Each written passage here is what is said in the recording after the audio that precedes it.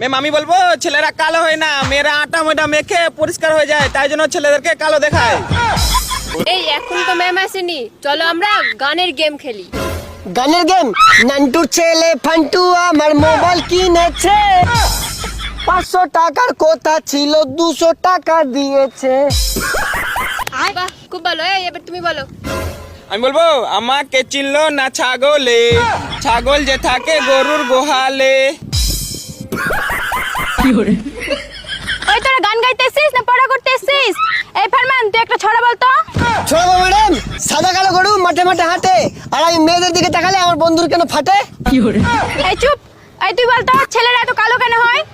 Ma'am আমি বলবো ছেলেরা কালো হয় না, মেয়েরা আটা ময়দা মেখে পরিষ্কার হয়ে যায়, তাই জন্য ছেলেদেরকে কালো দেখায়।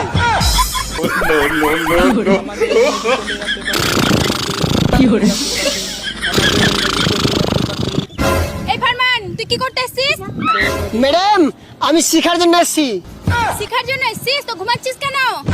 কারণ ম্যাডাম আজকে শিক্ষা ক্লাসে আসেনি।